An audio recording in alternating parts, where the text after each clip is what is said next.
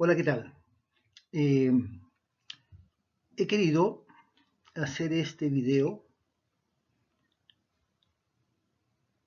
para que ustedes tengan de mi parte algunas sugerencias y observaciones que pueden servir para mejorar futuros proyectos de este tipo.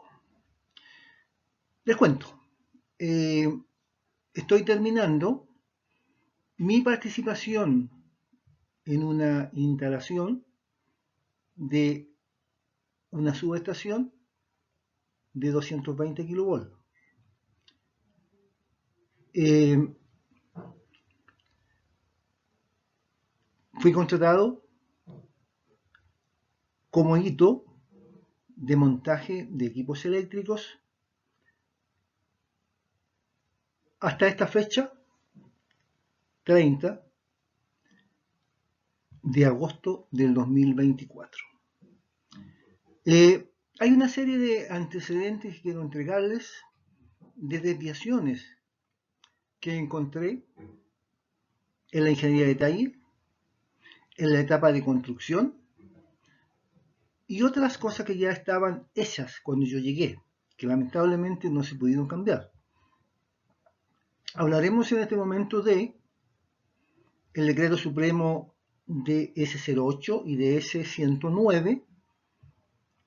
Hablaremos también de malla puesta a tierra, canalizaciones, bancos de ductos, cámaras, trinchera de cables. También tocaremos lo que corresponde a los tableros MK1 y MK2, tableros de resumen TP y TC, tablero de fuerza y control de los interruptores. Hablaremos también de un tablero de enchufes que se debe instalar en el patio de la diagonal 4 de la trinchera existente, que está entre la sala de la diagonal 4 y la sala principal. También hablaremos de mejoras en la sala de servicios auxiliares y propuestas de mejora en sala eléctrica diagonal 4 y subterráneo de cables. Mi nombre es Domingo Montesinos. Ahí está mi teléfono y mi correo. Bueno, aquí les presento una planta general de lo que corresponde a los equipos del proyecto. Tenemos 3 pararrayos en la línea 1, 2 y 3. Tenemos 3 TP llamados, identificados como TP J10-2. También estos TP están en la línea 1, 2 y 3 o ABC. ¿Ya? Tenemos en realidad 5 desconectadores trifásicos y tenemos 2 interruptores que son en realidad 2 interruptores trifásicos que lo conforman 6 interruptores monofásicos. A continuación tenemos acá el listado de los equipos, donde está el nombre del equipo, la marca modelo, en qué fase están instalados, la ubicación, el código del equipo y la serial del fabricante.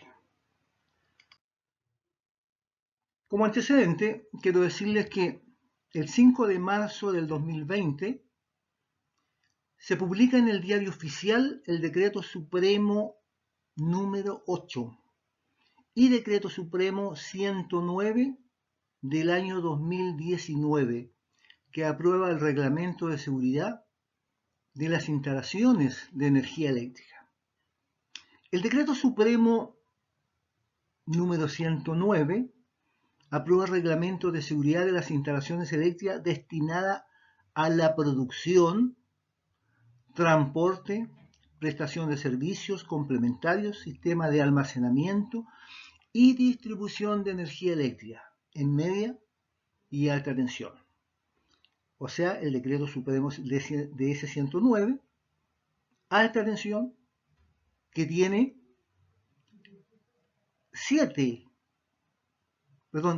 16 ítems o 16 RPTD que se llama, del 1 al 16. El decreto supremo número 8 aprueba el reglamento de seguridad de las instalaciones de consumo de energía eléctrica en baja tensión. El decreto supremo de 08, baja tensión, tiene 19 RTIC del 1 al 19. ¿Cuál es el objetivo de estos nuevos decretos? El objetivo es establecer las exigencias mínimas en el diseño, construcción, puesta en servicio, operación, reparación y mantenimiento de toda instalación de energía eléctrica para que su funcionamiento sea seguro para las personas y las cosas, así como las obligaciones de las personas naturales y jurídicas que intervienen en dichas actividades para desarrollarlas. ¿Quién es el responsable de estas instalaciones? Este decreto hace responsable solo a los propietarios de instalaciones de consumo de mantener y conservar las instalaciones en buen estado y con una operación segura. Además, también lo hace responsable de normalizar y regularizar las mismas. En toda instalación eléctrica, ya sea industrial, ya sea alguna subestación, se solicita que la persona que realiza el proyecto, que supervisa, tenga el nivel o tenga una licencia de acuerdo al nivel de la potencia que está trabajando. El instalador clase A que posee esta licencia está facultado para realizar las instalaciones de alta y baja tensión sin límite de potencia instalada. La licencia clase A se requiere título de ingeniero civil electricista, ingeniero de ejecución electricista o equivalentes. El clase B está limitado solamente a 500 kW, el clase C a 100 kW y el clase D a 10 kW. Para licencias clase B, C y D se requiere ser titulado de técnico electricista o su equivalente en algún centro de estudios superiores aceptados por la SEC. Vamos a nuestro proyecto. En primer lugar, lamentablemente, la malla de tierra que se proyectó para esta instalación, de acuerdo a mi concepto, de acuerdo a mi opinión, no estuvo bien calculada. Y lamentablemente trabajamos gran parte de la obra con la malla conectada a una diagonal energizada. En realidad, la malla de tierra es para proteger principalmente a las personas. Existe, digamos, procedimientos para calcular una buena malla de tierra, que lo veremos en la próxima lámina. Lo importante es tener claros los conceptos de tensión de paso, que es la diferencia de tensión en la superficie de la subestación, experimentada por una persona con los pies separados a la distancia de 1 metro y sin estar en contacto con ningún objeto aterrizado. Y tenemos también la tensión de contacto o toque. La diferencia de tensión entre la persona y la tensión en la superficie en el punto en donde una persona se para mientras al mismo tiempo tiene sus manos en contacto con una estructura de puesta a tierra. Cuando se diseña o se construye una malla de tierra, se deben seguir los siguientes pasos básicos. Es necesario la medición de la resistividad del terreno. Lo ideal es hacer 15 mediciones como mínimo en un sentido, 15 mediciones a 90 grados y 15 mediciones en diagonal. Con estas lecturas de la resistividad del terreno, ya sea con fórmulas o programas de cálculo, se determina la tensión de paso y de contacto. Si la tensión de paso nos da entre los valores recomendados, se coloca más cobre a la malla, lo que significa que debe achicarse el reticulado de la malla. Si modificando el reticulado no nos da el valor normalizado, se colocan barras de tierra o picas y sobre el cable desnudo se coloca ericogel u otro aditivo que mejora la resistividad del terreno hasta obtener el valor de la tensión de paso y de contacto. La malla construida debe ir enterrada a una profundidad mínima de 600 milímetros. La zanja donde se instala el cable de tierra se tapa con tierra horneada sin piedras. La malla se construye, que es lo ideal, antes de hacer las fundaciones para los equipos. La malla de tierra no se conecta a mallas existentes sin antes medir la resistencia a la malla y medir la tensión de paso y de contacto, pero de la nueva malla construida. Una vez que usted tiene la resistencia de esa malla, la tensión de paso y de contacto, si usted quiere, la conecta a mallas existentes. Pero si su malla está bien calculada, no requiere conectarse a mallas existentes. No olvide que la puesta a tierra es protección principal para las personas y después para los equipos. En una instalación de media tensión, de media y alta tensión, los elementos metálicos expuestos y con los que el personal que trabaja en la estación tiene contacto pueden adquirir potenciales peligrosos e incontrolados si no se toman precauciones adecuadas. Incluso, esta situación puede presentarse en situaciones normales. Por otro lado, en condiciones de falla, descargas atmosféricas, contactos con sistemas que operan a mayor voltaje, cortocircuitos, etc., pueden ocurrir hechos tales como sobrevoltaje de equipos, ruptura dieléctrica de los aislantes, etc.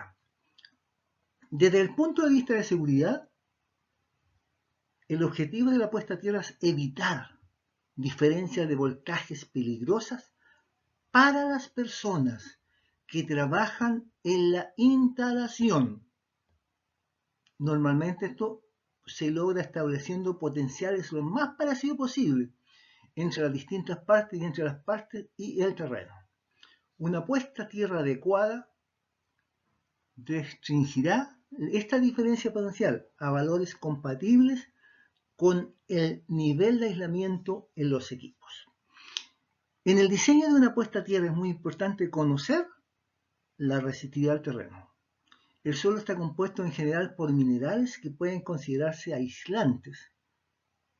Factores como por ejemplo la humedad del terreno hacen que se observe en él una condición conductora. Se define la resistividad al terreno como el grado de oposición que presenta un terreno a la circulación de la corriente eléctrica. En nuestro proyecto, obviamente se instaló una cámara de registro, que esta cámara de registro nos sirve para obtener datos como ser la resistencia de la malla puesta a tierra, la tensión de contacto y de paso, que mediante instrumentos podemos obtenerlo.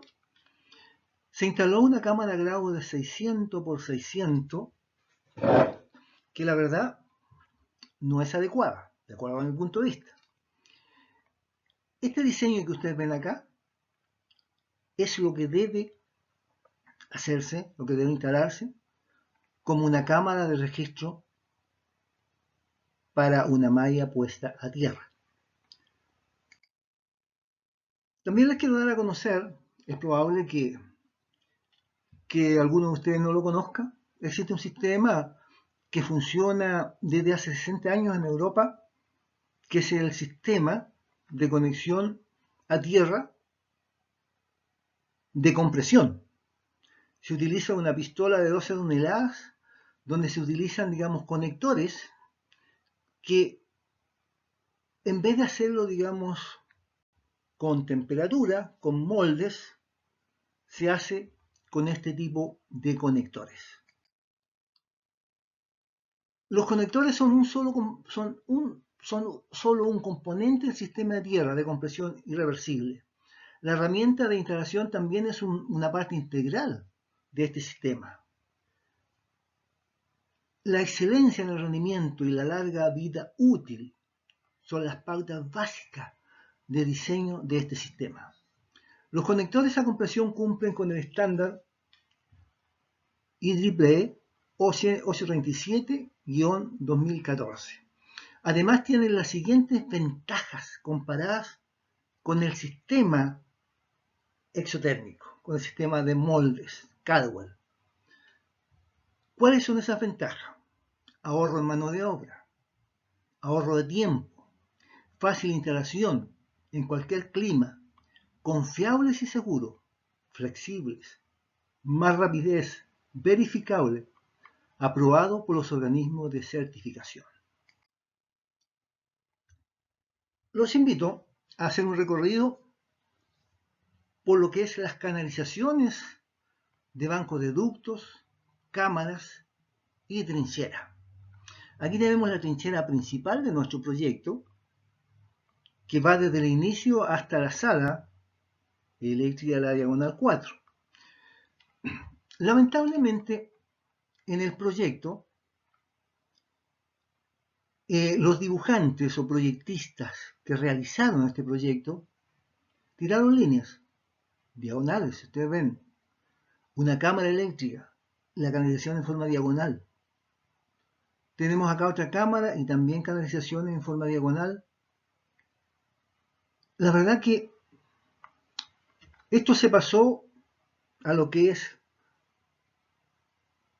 el profesional que se supone de la empresa mandante que revisó este proyecto, se le pasó este detalle, no corrigió, y la verdad que cuando llegué al proyecto, todas estas canalizaciones diagonales ya estaban hechas, las cámaras ya estaban trazadas, y la verdad que me parece increíble, pero cualquier proyectista se puede dar cuenta que todas las canalizaciones que salen o ingresan a una cámara o a una trinchera, deben hacerlo a 90 grados, porque a la entrada de la cámara va una boquilla, a la entrada de la trinchera va otra boquilla. Lamentablemente, además de todos esos detalles, es que todas estas canalizaciones deben tener una pendiente de un porcentaje, llamémosle un 2%. Por cada 100 metros es 1 metro de diferencia, pero eso si son 10 metros, tiene unos cuantos centímetros. Entonces, la idea es que si hay circulación de agua por algún motivo, esto llegue a la trinchera. Tenemos esos casos que lamentablemente no se pudieron corregir. Sigamos. Aquí pueden ver ustedes, esta foto la saqué llegando al trabajo, a la empresa, digamos, cuando esto estaba construyéndose. La verdad que estos conduits de PVC estaban ingresando por el vértice de la cámara.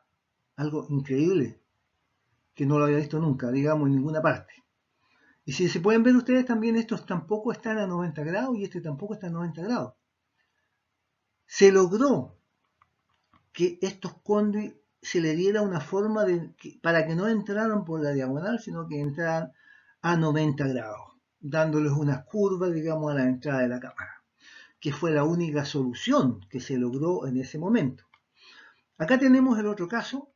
Vemos aquí que lamentablemente estos conduits que están llegando a esta trinchera, que son precisamente estos tres, están llegando prácticamente a ras, a 5 centímetros del fondo de la trinchera. Y este está llegando más o menos como a 15, 15 centímetros aproximadamente. ¿Pero qué implicó eso? Aquí había una escalerilla proyectada hasta el final. No se pudo instalar la escalerilla porque habría que cortarle, digamos, cortar la escalerilla para poder canalizar los cables. Acá tenemos la forma como entraban. Acá no se le pudo hacer una boquilla, colocar una boquilla decente. ¿Por qué? Porque por el mismo tema. ¿Ya? Esta es la cámara que está acá, digamos, que después luego vamos a comentar. Continuamos. Bueno, los bancos de ductos construidos en el proyecto no cumplen con lo indicado en los planos eléctricos. Cuando llegó el hito eléctrico, a la obra ya estaban construidos. Se cambió solamente lo que se pudo. En este caso, se proyectaron 3 ductos y a una cierta distancia, digamos, una loseta de hormigón. Realmente esta loseta es de 100 de alto y el ancho sobrepasa, digamos, casi 15 centímetros más ancho, digamos, que los últimos condes, digamos. Pero no se construyó en ninguno de los bancos de ducto esta loseta de hormigón coloreada, porque se comprobó después que no estaban construidos. No se construyó esta protección de concreto pobre y la superficie pintada en la mayoría de los bancos de ducto. Lo que yo sugiero a futuro es que en este caso se realice en otros proyectos un banco de ductos armado. Un banco de ductos armado y que los conduits no sean conduits galvanizados, o sea, que no unamos bajo los tableros, digamos, el conduit galvanizado con el PVC, que es muy inseguro. Si colocamos conduit galvanizado y hacemos un banco de ducto armado, podemos llegar bajo los tableros con conduit galvanizado para después entrar al tablero con conduit flexible. En lo ideal, no es caro, es rápido, y aquí pintamos de color rojo la superficie del banco de ductos. Es mi propuesta. Esto es lo que se hizo, lo que se construyó. logré que se descubrieran estos bancoductos para asegurarles que no habían colocado el concreto pobre. 2 o 3 bancoductos de este tipo, de los tableros de resumen de los desconectadores, fueron realizados con una capa de concreto pobre, pero el resto no. Bueno, pasemos ahora a lo que son los tableros MK. El decreto supremo de 08 en baja tensión, el RIC número 2, dice lo siguiente: que todo tablero eléctrico que tenga más de dos circuitos, debe llevar luces pilotos. Este tiene más de dos circuitos, tiene varios circuitos, no tiene luces piloto que indica tablero energizado. Estamos hablando del tablero MK del paño J10. Tampoco tiene un dispositivo de detección de falla de arco eléctrico, que también es una exigencia del decreto supremo de 08. No tiene un interruptor general tetrapolar o bipolar, porque aquí hay tensiones de 220, 380. Mezcla diferentes niveles de tensión, que tampoco corresponde, porque tampoco tiene repartidores que sean de 220 y 380, sino que sencillamente, digamos, mezcla diferentes niveles de tensión. No tiene barras de distribución. Por lo tanto, digamos, los MK no cumplen con el decreto supremo de 08, RIC número 2 de tableros eléctricos. Tenemos el tablero, en este caso el J11, tenemos el tablero MK paño J11, corresponde a este. También estamos en las mismas condiciones. No tiene luces piloto, que indica tablero energizado. No tiene dispositivo de detección de falla de arco eléctrico. No tiene interruptor general, tetrapolar o bipolar. Mezcla diferentes niveles de tensión. No tiene barras de distribución protegidas.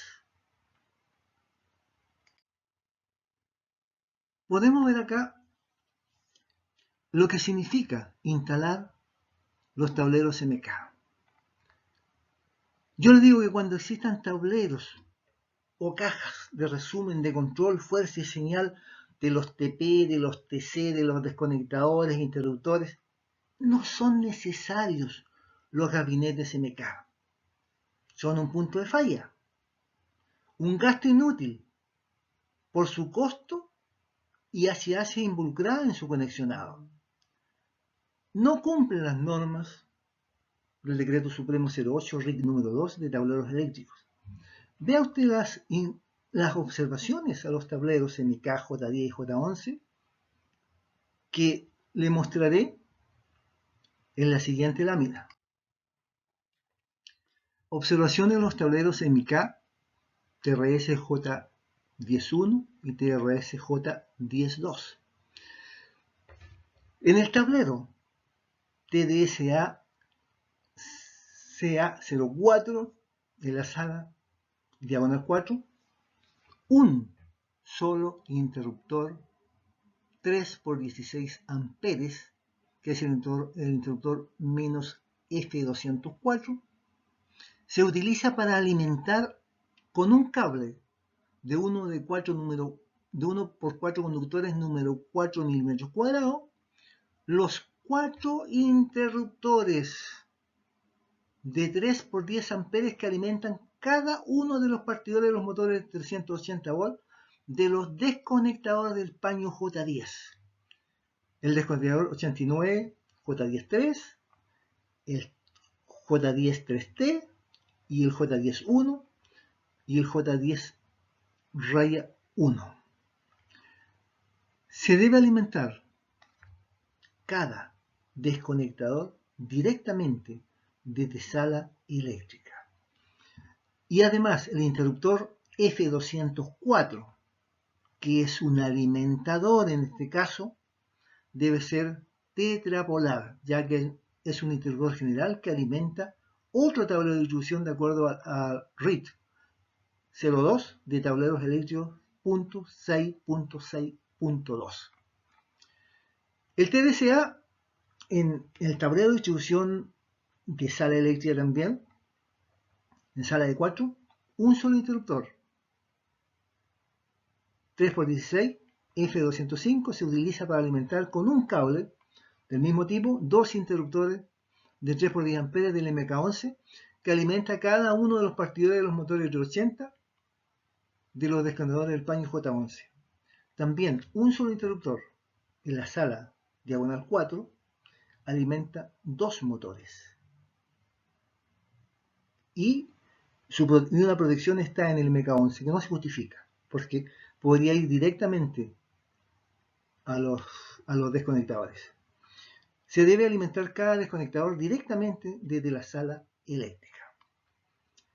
Tenemos que el interruptor F205 debe ser tetrapolar, ya que es un interruptor general que alimenta otro tablero de distribución de acuerdo al RIT 02 de tableros eléctricos.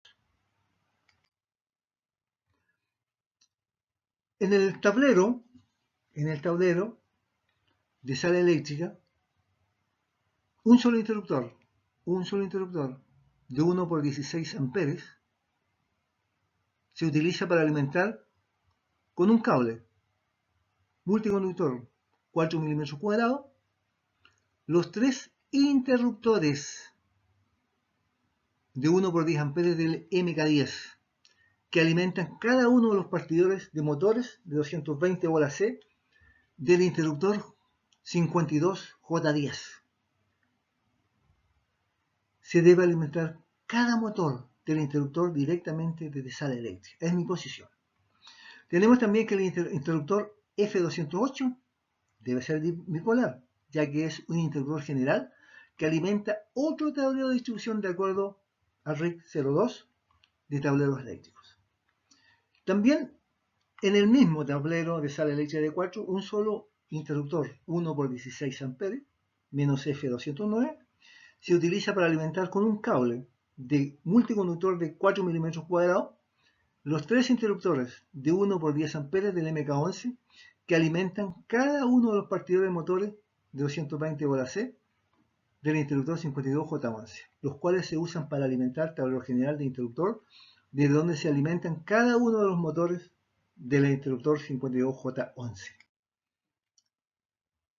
El interruptor F209 debe ser bipolar, ya que es un interruptor general que alimenta otro tablero de distribución de acuerdo al RIC 02 de tableros eléctricos. De acuerdo con la norma Decreto Supremo DS08 RIC 02 de tableros eléctricos, los tableros MK no cumplen con la norma eléctrica indicada en los puntos indicados en el CELIC que se adjunta.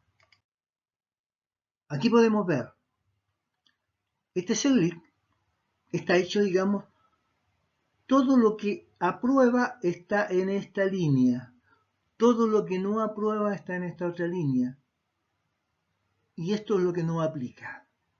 ¿Ya?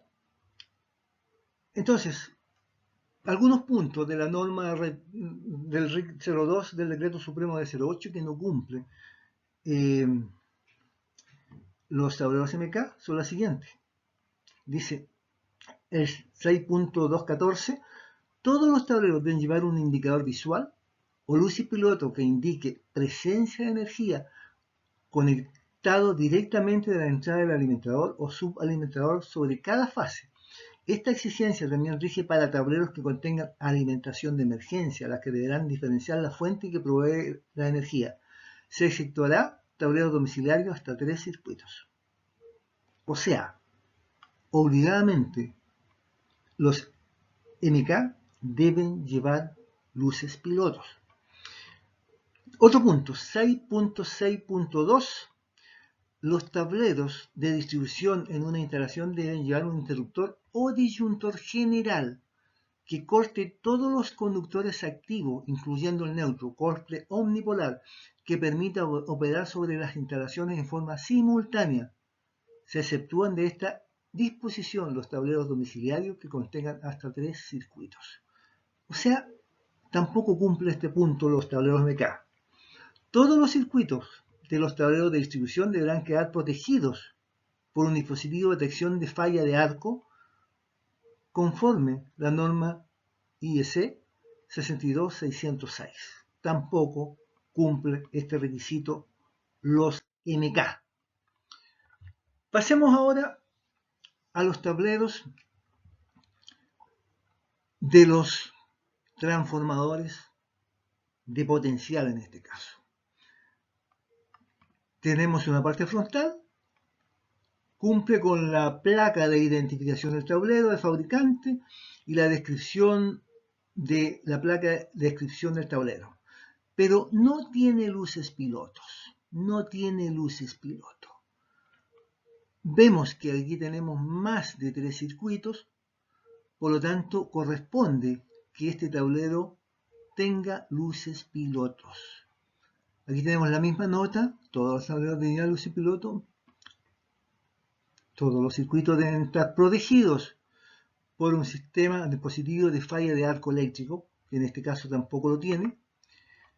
El tablero proyectado más TRTP J102 no cumple con la normativa eléctrica del decreto supremo de S08 RIC número 2 en los siguientes puntos.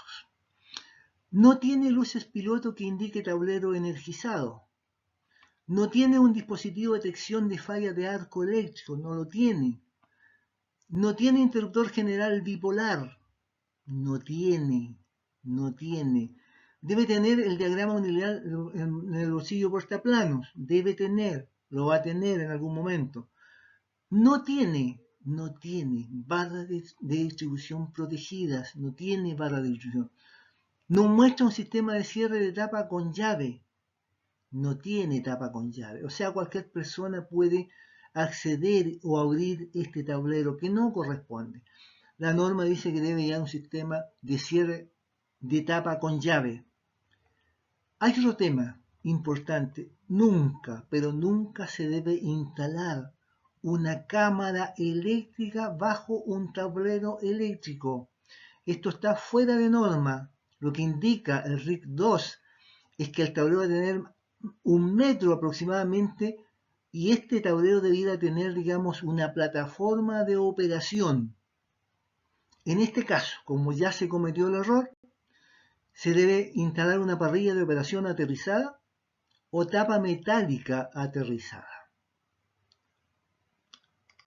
Vamos ahora al tablero resumen del transformador de corriente, J10.3. El mismo caso. No tenemos en este caso no tenemos luces piloto, no tiene dispositivo de detección de falla de arco eléctrico, no tiene interruptor general bipolar. Debiera tener un portaplano, no tiene barra de distribución protegida, no muestra un sistema de cierre con llave, no tiene cierre con llave. Y la otra que nunca se debe instalar una cámara eléctrica bajo el tablero eléctrico. Se debe instalar parrilla de operación aterrizada o tapa metálica aterrizada en este caso. Continuamos. Este corresponde al tablero del TP-J10.1. El mismo caso. No tiene luces piloto, no tiene dispositivo de detección de falla de arco. El tablero TRTP-J10.1, no cumple con la normativa del decreto supremo D08 en los siguientes puntos. No tiene luces piloto que indiquen el tablero energizado. No tiene dispositivo de detección falla de arco eléctrico. No tiene interruptor general. Debe tener el diagrama unilineal en el bolsillo portaplano. Por el momento no lo tiene. No tiene barra de distribución protegida. No muestra un sistema de cierre de tapa con llave. No tiene tapa con llave tampoco. Y debe instalarse una parrilla de operación utilizada en caso de una cámara eléctrica. Nos vamos ahora al tablero de fuerza y control del interruptor 52J10. Aquí tenemos varias cosas. Este tablero sucede también lo mismo. No tiene luces piloto, debiera tener luces piloto. No tiene detección de falla de arco. No tiene luces piloto. No tiene dispositivo de detección de falla de arco. No tiene interruptor general bipolar. Debe tener el diagrama unilineal bolsillo portaplano. Y no le encontré el bolsillo portaplano. No tiene, en este caso, digamos, una contratapa bisagrada donde se muestre solamente el accionamiento de los interruptores. No lo tiene. Y no muestra un sistema de cierre con llave. Sí podríamos usar candado. La protección térmica de los motores, de los interruptores, que son motores trifásicos, que tienen prácticamente 4,5 amperes en su cierre o apertura en las pruebas que se hicieron, tiene un térmico con una protección, con un rango de protección de 9 a 14 amperes, que no corresponde, por lo tanto, no protegen, digamos, los motores. No protegen los motores. Tenemos el otro caso del 52J11, es el mismo caso, no tiene luces piloto, debiera tener, no tiene detección de falla de arco eléctrico, tampoco tiene. Entonces, en general, tablero proyectado no cumple con normativo el decreto supremo de 08 en los siguientes puntos. No tiene luces pilotos, que indica el tablero energizado, no tiene dispositivo de detección falla arco, no tiene interruptor general, debe tener el diagrama unilineal del bolsillo portaplano, no tiene barra de distribución protegida, no muestra un sistema de cierre con llave. Y la protección térmica no protege al motor del interruptor respectivo, porque su térmico está ajustado, se puede ajustar entre 9 y 14 amperes. Y la corriente nominal de apertura o cierre de este interruptor no supera los 4,5 amperes. Bueno, este es el tablero de enchufe de patio diagonal 4. Lo que se proyectó no cumple con el decreto supremo de 08 en los siguientes puntos. Una, no tiene luces pilotos que indique tablero energizado. No tiene dispositivo de detección falla de arco eléctrico. No tiene interruptor general tetrapolar. No tiene portaplanos. ¿Ya? No tiene cubierta cubre equipos. Tampoco tiene cubierta cubre equipos. No tiene placa de fabricante de identificación. No tiene placa, digamos, de descripción del nombre del tablero. No indica grado de protección, que mínimo debería ser por intemperie IP54. No indica diagrama unilineal actualizado. No tiene bandeja portaconductores no metálicas, que eso es otro requisito. No muestra barra de distribución protegida. No indica circuitos conectados a hornera. No muestra un sistema de cierre de tapa con llave. No muestra logo o indicación de peligro eléctrico. O sea, está totalmente fuera de norma este tablero proyectado. Además, se calculó la caída de tensión y el cable proyectado supera un 3% de tensión. Si ustedes ven, si ustedes hacen ahora, yo calculé el conductor adecuado y me da un cable multiconductor de 4 conductores número 6 AWG. Superflex-TC es el adecuado. se puede ver en el cálculo de esta figura con un 2.16% y que es el cable adecuado número 6 AWG multiconductor.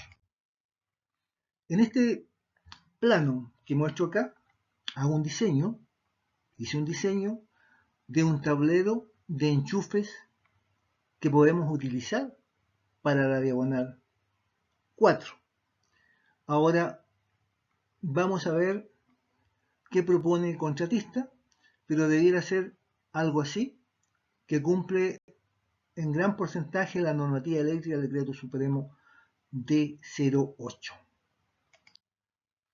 Aquí estamos mostrando la canalización de la trinchera existente, de la trinchera principal, donde hicimos reparaciones a los soportes que estaban caídos.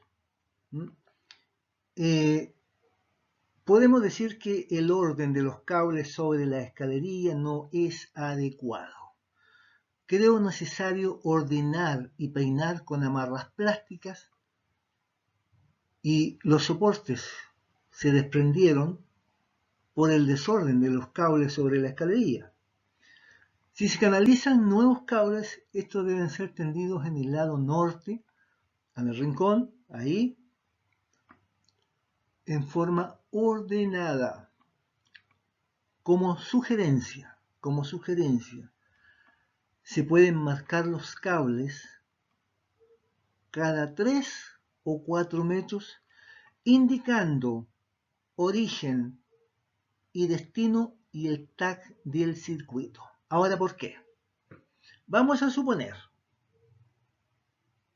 que desafortunadamente a un maestro se le cae una tapa metálica sobre la escalería y daña algunos cables. No hay un cortocircuito.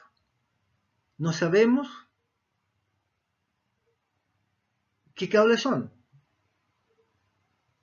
Si no hay un cortocircuito, pero se daña la aislación de algunos cables, ¿cómo sabe usted qué circuito es? ¿Puede distinguir alguno de estos cables qué circuito es?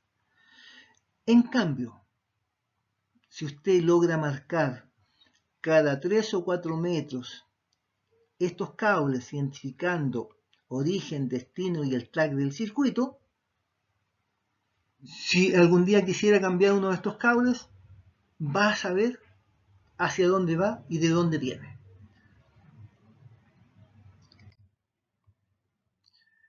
En esta oportunidad, en este proyecto, logramos cambiamos alrededor de 20 soportes que estaban caídos, porque lamentablemente el diseño del soporte no es el adecuado, solamente tiene un Unitru y dos pernos que a una distancia aproximadamente 15 centímetros, que prácticamente con el peso de los cables, que este soporte prácticamente son 650 milímetros, porque la calidad es 300, obviamente digamos si los cables están todos a este lado, el peso de los cables va a hacer que estos pernos de anclaje, digamos, se desprendan. Propuse, digamos, un soporte construido, digamos, en perfil 50-50 por 3 milímetros y con un atiazador que permite, digamos, en este ángulo y darle más refuerzo al soporte. Y la distancia entre estos pernos debiera ser unos 20 centímetros aproximadamente.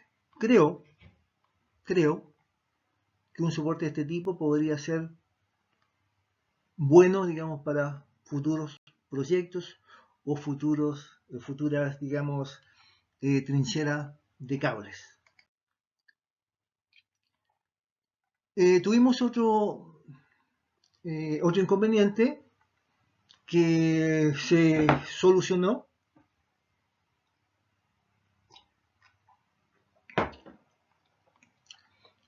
que se proyectaron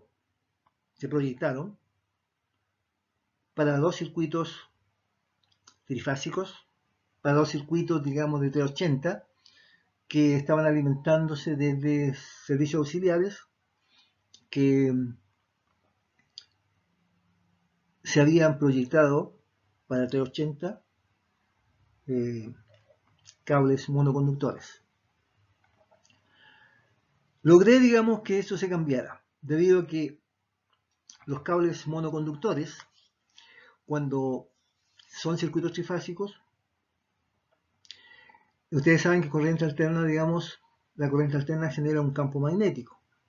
Ese campo magnético abraza al cable, digamos, en sí, pero a su vez empieza a calentar a su compañero que está al lado, y viceversa, ese compañero que está al lado abraza al otro y también, digamos, sube la temperatura, y a veces se pueden producir cortocircuitos, ¿ya? Entonces lo ideal debe ser que en alimentaciones trifásicas usemos cables multiconductores, ¿ya?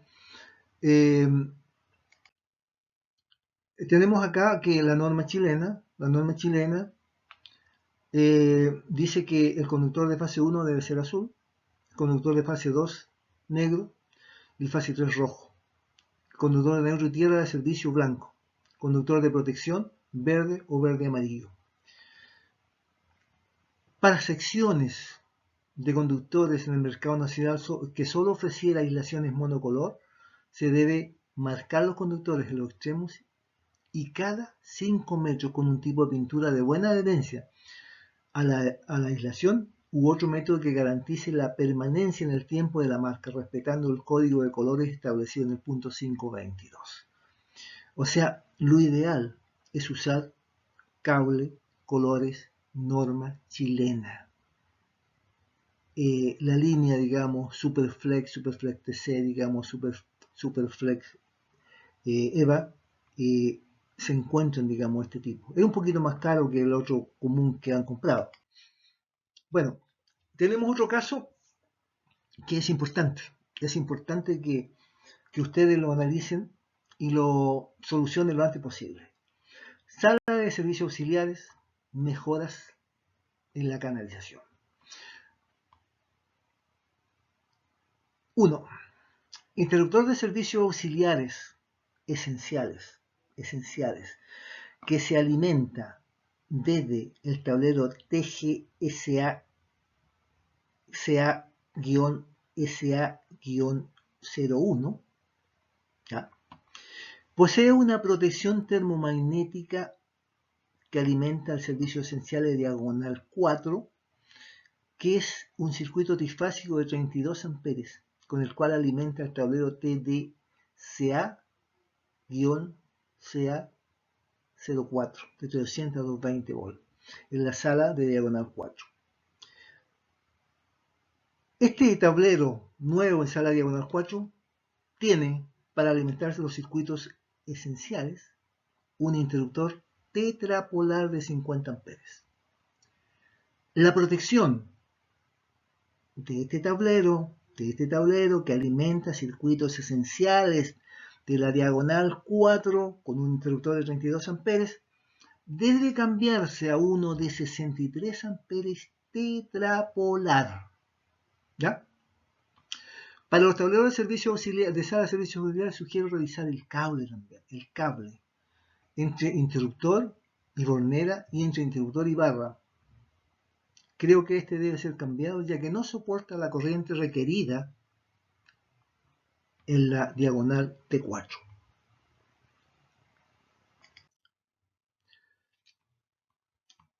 Cambiar cables entre interruptores y borne de conexión y entre interruptores y barra en los 4 tableros de servicios auxiliares.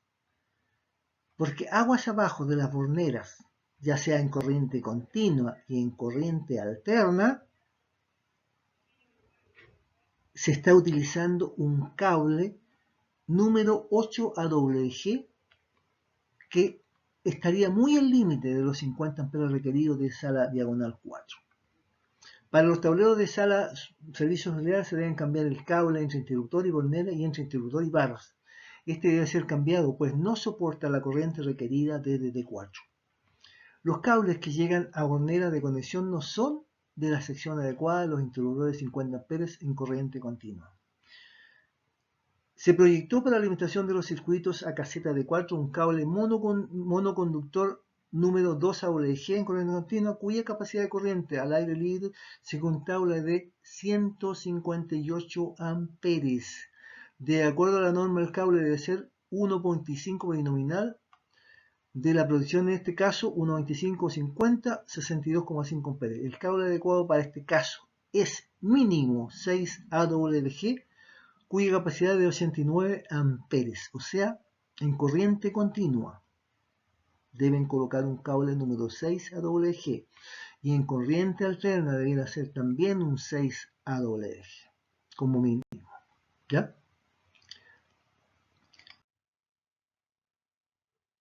Tenemos que el interruptor de servicios auxiliares esenciales posee una producción termomagnética trifásica de 32 amperes. El tablero TDCA CA04380 de la sala de 4 tiene un interruptor general tetrapolar de 50 amperes. Desde este interruptor alimentamos con un interruptor de 25 amperes trifásico, alimentamos el equipo de aire acondicionado de la sala. El equipo posee una protección termomagnética de 40 amperes. De 40 amperes y lo estamos alimentando con un interruptor de 25 amperes. Medimos nosotros la corriente por fase del aire acondicionado funcionando y la verdad que obtuvimos 12.19 amperes en la fase R, 7,44 en la fase S y 7.74 en la fase T. O sea, estamos consumiendo en una sola fase del circuito trifásico 12.19 amperes solamente para el aire acondicionado, pero tenemos aguas arriba en la sala de servicios auxiliares, una alimentación de 32 amperes trifásico. O sea, ¿ve? Porque es necesario cambiar en la sala de servicios auxiliares el alimentador de 380. Bueno, acá tenemos un caso que me parece importante, pero obviamente, digamos, vamos a analizarlo igual. El subterráneo de cables de la sala eléctrica Leonard 4. ¿Qué ocurre? Para mí, este subterráneo de cables es un espacio confinado. Un espacio confinado. Si por tiempo este espacio no se ventila, puede suceder varias cosas. Pero veamos, no tiene fácil acceso. No permite la salida o entrada en forma rápida y segura para sus ocupantes. Deben andar en cuclillas o agachados para poder trabajar en el interior. Difícil trabajar. Tiene poca ventilación, por lo que el aire puede ser pobre en oxígeno. Puede existir o generarse una atmósfera tóxica e inflamable al no tener oxígeno. No posee luz natural ni artificial. No cumple normas eléctricas. Eso es lo que yo les puedo decir acerca de este espacio para mí confinado.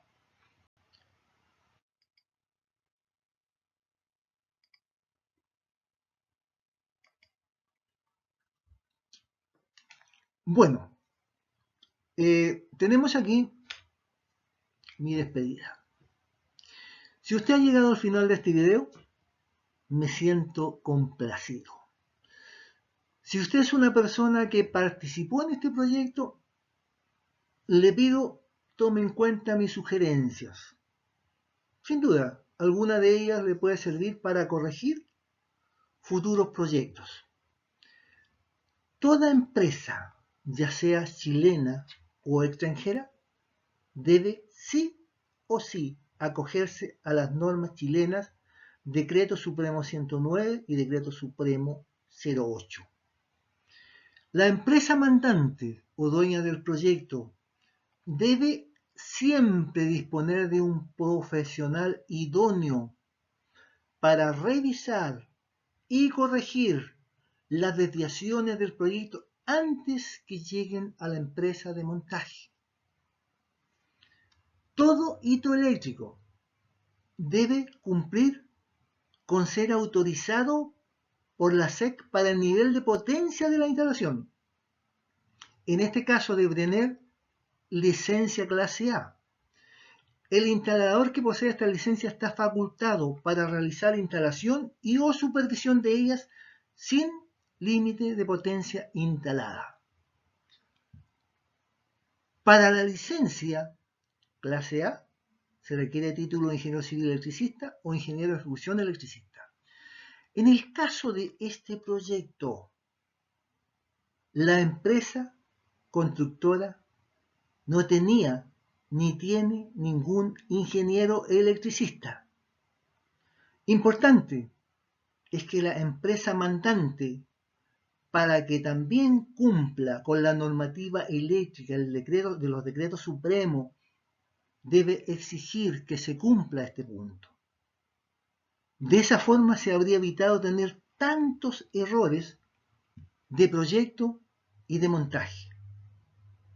Le deseo lo mejor, mucho éxito en futuros proyectos y agradecido por la oportunidad de trabajar en esta obra y porque he conocido buenas personas. Quiero destacar dos nombres. Conocí a mucha gente, muchas buenas personas, pero quiero destacar dos nombres. Gracias a don Julián Herbes, porque él me encontró en internet y me pidió que enviara el currículum. Gracias a mi jefe Francisco Cortés, que siempre me comprendió y me apoyó cuando levantamos todas estas desviaciones del proyecto. Dios le bendiga mucho y hasta siempre.